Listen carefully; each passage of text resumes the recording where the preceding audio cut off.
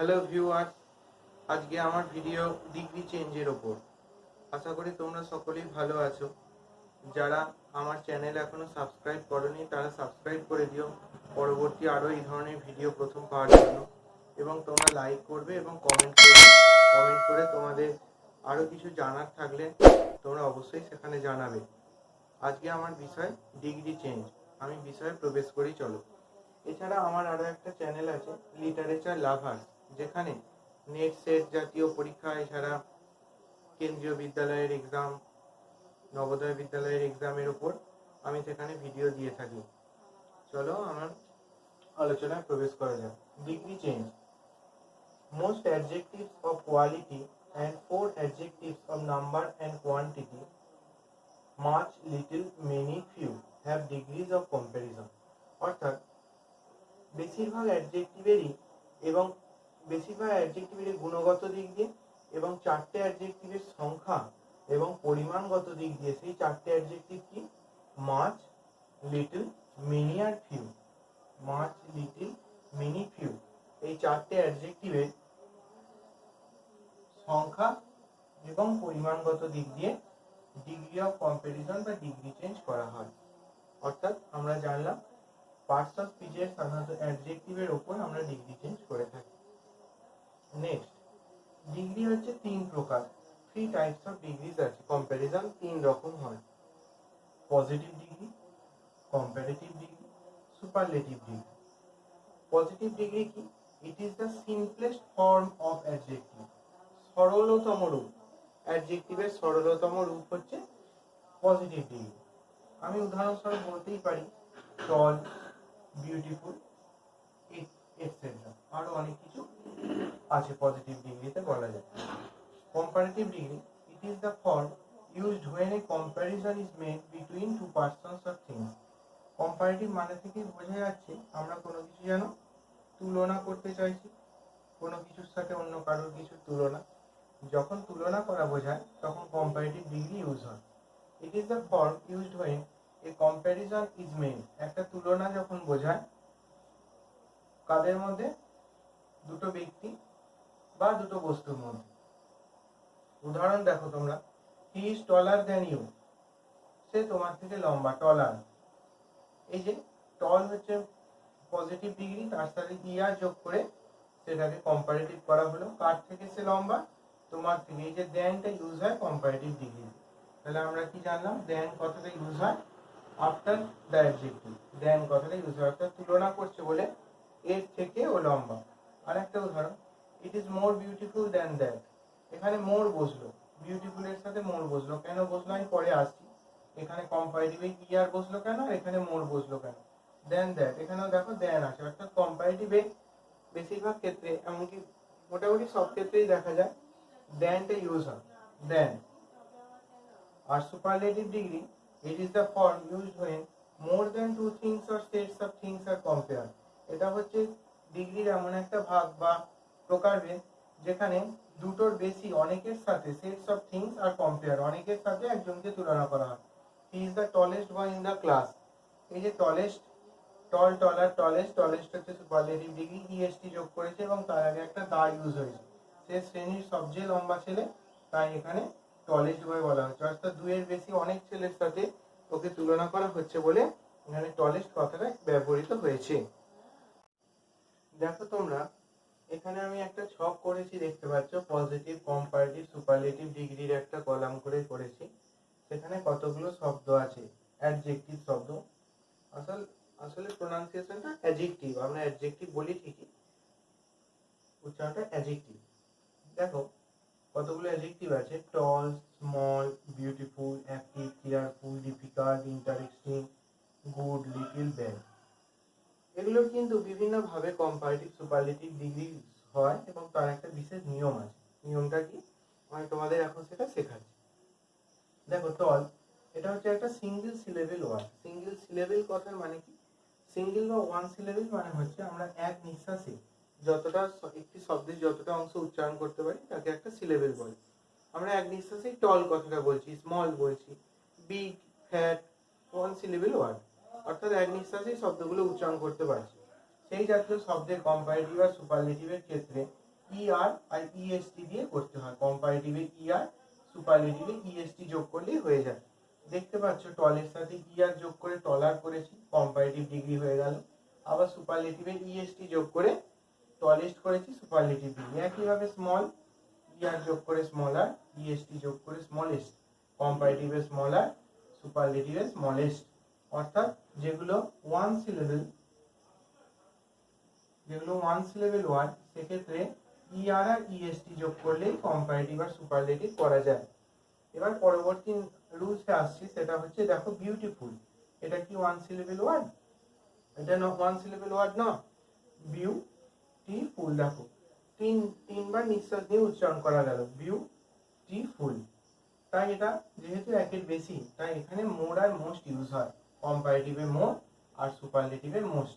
আবার এটা যেহেতু বৃদ্ধি পাচ্ছে মোর মোস্ট, আবার যদি কমার দিকে বলি যে সে কম সুন্দর আর সে অধিকতর কম সুন্দর, তখন লেস লিস্ট ইউজ হয়। ঠিক আছে, মোর মোস্ট হচ্ছে যদি বেশির দিকে বলতে যায়, মানে ইনক্রিজিং লেভেলে বা অ্যাসেন্ডিং অর্ডারে, আর ডিসেন্ডিং অর্ডারে হবে লিস আর লিস্ট। তাহলে মোর বিউটিফুল আমরা কখন করলাম?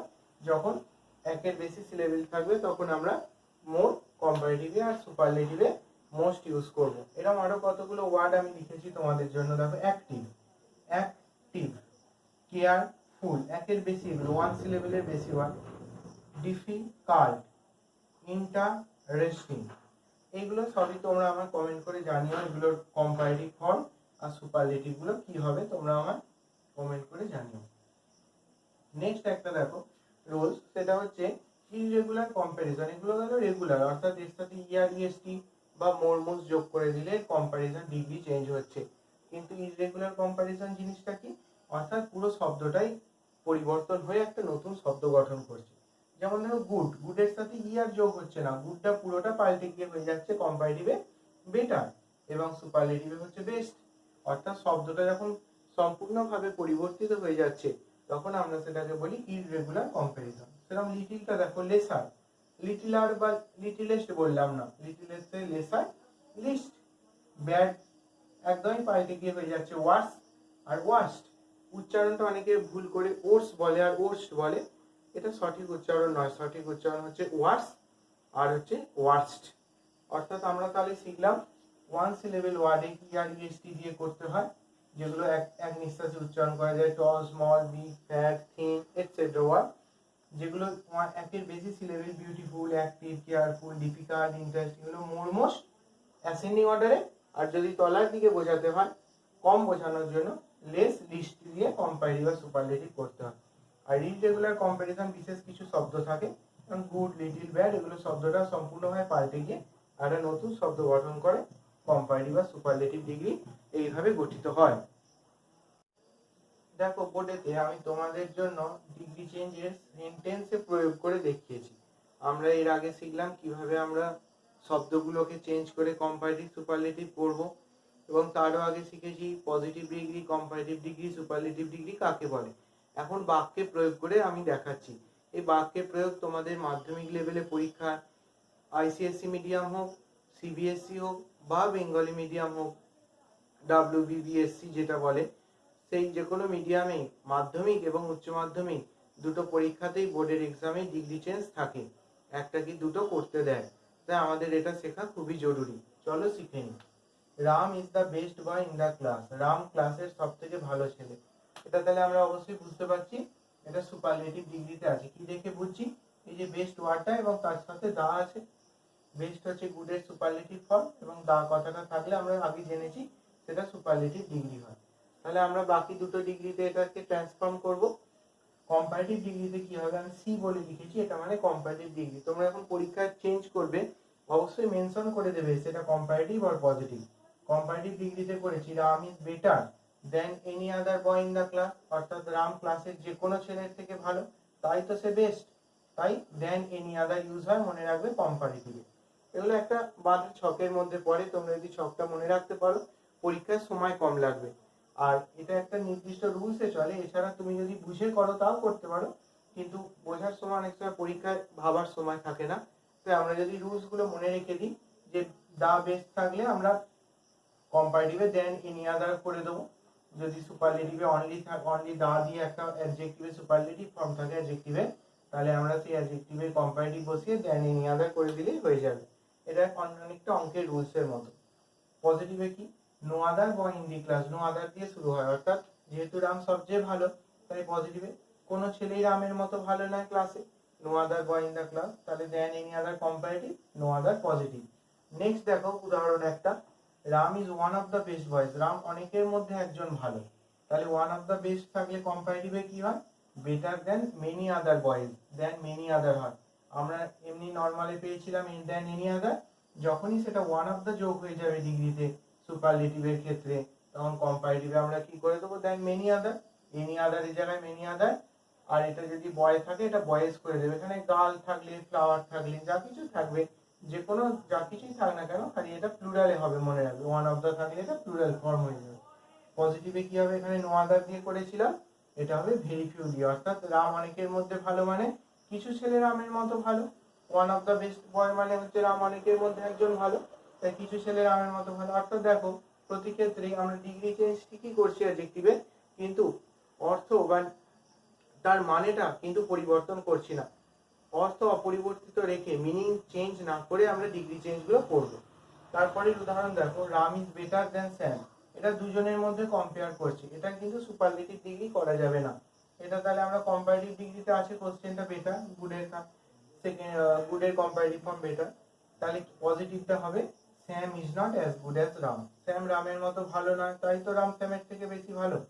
এরকম দুটোর মধ্যে যদি কম্পেয়ার থাকে তাহলে এটাকে ঘুরিয়ে এদিকে লিখে দেবে ক্রস ফর্মুলা, এবং এটাকে শেষে নিয়ে যাবে একটা নট যোগ হবে, আর যদি কোশ্চেনে নট থাকে তাহলে তুমি যখন ডিগ্রি চেঞ্জ করবে নটটা উঠে যাবে।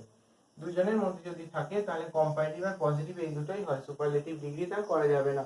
আরো একটা উদাহরণ দিতে পারি, সিমলা ইজ কুলার দেন কলকাতা, তাহলে খুব পজিটিভ হবে Kolkata is not as cool as Shimla, অর্থাৎ আমরা জানলাম দুজনের মধ্যে কম্পেয়ার করলে সেখানে কি হয়, সুপারলেটিভ হয় না, আর সেখানে একটা নট ইউজ হয় যদি কোশ্চেনে নট না থাকে, আর যদি কোশ্চেনে নট থাকে আমরা নট উঠিয়ে দেবো, এবং সেটা ক্রস ফর্মুলা হবে, লাস্টে যে থাকবে সে ফার্স্টে বসবে, ফার্স্টেরটা লাস্টে। নেক্সট দেখো, Ram is not the best boy in the class, আমরা এখানে শিখেছিলাম রাম ইজ দ্য বেস্ট বয়, এবার রাম ভালো ছেলে নয়, তাহলে Ram is not better then some other boys, এখানে এনি আদার ছিল, এখানে সাম আদার বয়েজ লিখবে তোমরা। যে কোনো ডিগ্রি চেঞ্জ থাক, সেন্টেন্স পাল্টে গেলে রুলস একই থাকবে, তোমরা শুধু ওয়ার্ড গুলো পাল্টে দেবে। পজিটিভে দেখো, some other boys in the class আর at least as good as Ram, at লিস্টটা ইউজ হয়, মনে রাখবে। নট দ্য বেস্ট বয় মানে ভালো ছেলে নয়, তাই অন্ততপক্ষে কিছু ছেলে রামের মতো ভালো, এখানে দেখো নট কোশ্চেনে আছে, নট উঠে গেল, অর্থাৎ পজিটিভের ক্ষেত্রে এই জায়গায় নটটা বসে না, অ্যাট লিস্ট ইউজ হয় তার বদলে, এটা মনে রেখো। নেক্সট কোশ্চেন, নেক্সট যে টাইপটা, Ram is not one of the best boys, এখানে ছিল one of the best boy, এখানে নট যোগ হয়েছে কোশ্চেনে, তাহলে রুলসটাও পাল্টে যাবে ডিগ্রি চেঞ্জে। কম্পারেটিভ ভাবে some boys of the class are better than Ram, Ram অনেকের মতো একজন ভালো নয়, তাহলে কিছু ছেলে রামের চেয়ে ভালো, আর বেটার দেন রাম, দেখো এখানে নট নেই। আবার পজিটিভে, Ram is not so good as some other boys in the class, এই হচ্ছে তোমার ডিগ্রি চেঞ্জের নিয়ম। তোমাদের কোনো অসুবিধা হলে আমায় কমেন্ট করে জানাবে, আমি উত্তর দিতে চেষ্টা করব। এবং এই পাঁচটা ধরনের ডিগ্রি চেঞ্জ হয়, এর বাইরে কোনো আর টাইপস নেই। এই পাঁচটা ডিগ্রি টাইপ যদি আমরা মনে রেখে যেতে পারি পরীক্ষা, যা কিছু সেন্টেন্স দিই, এই রুলস গুলো যদি আমরা অ্যাপ্লাই করি, তাহলে আমরা পরীক্ষায় ফুল মার্কস পাবো ডিগ্রি চেঞ্জে। ধন্যবাদ, তোমাদের ভালো লাগলে তোমরা সাবস্ক্রাইব করবে, শেয়ার করে দাও তোমাদের বন্ধুদের মধ্যে, ভিডিওটা ভালো লাগলে লাইক করবে, আর তোমরা পরবর্তী ভিডিওতে কোনো বিষয় নিয়ে ভিডিও চাইলে তা আমার কমেন্ট বক্সে কমেন্ট করে জানাবে। নমস্কার, ধন্যবাদ।